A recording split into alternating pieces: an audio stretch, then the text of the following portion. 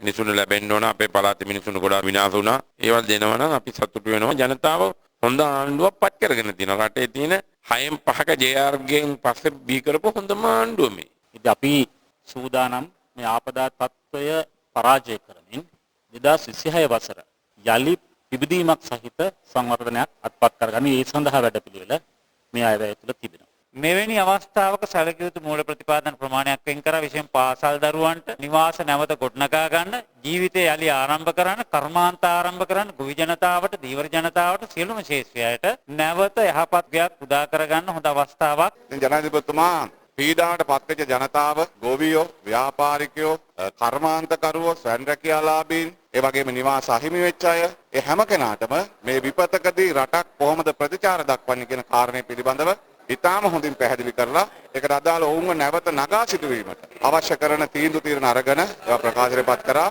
නිසා සියලු ජනතාවට ආරාධනා කරනවා මේ රට ගොඩනගන්න එකතු වෙන්න කියන කාරණේ. අහිමි වූ ජීවිත හැර ජනතාවට සියලු දේ ලබා දෙන්න මේ වෙනකොට අවශ්‍ය ක්‍රියාමාර්ග මුදල් අමාත්‍යාංශය හැටියට ජනාධිපතිතුමා පියවර අරන් තියෙනවා. ඒ අනුව රජයේ ඒ සියලු දෙනාගේ ආරක්ෂාව රැකවරණය ඔවුන්ගේ අනාගතය අපි බාර ගන්නවා. සමාජ මාධ්‍ය ක්‍රියාකාරීන් සහ ජනතාව එකතු වෙලා නැවත මේ රට නගා සිටවන්න සියලු දෙනාම දැවැන්ත ධෛර්යයෙන් කටයුතු කරන අවස්ථාවේදී ඉතාමත් හොඳ මුදල් ප්‍රතිපාදනයක් වෙන් වුණා කියන එක තමයි අපිට කියන්නේ.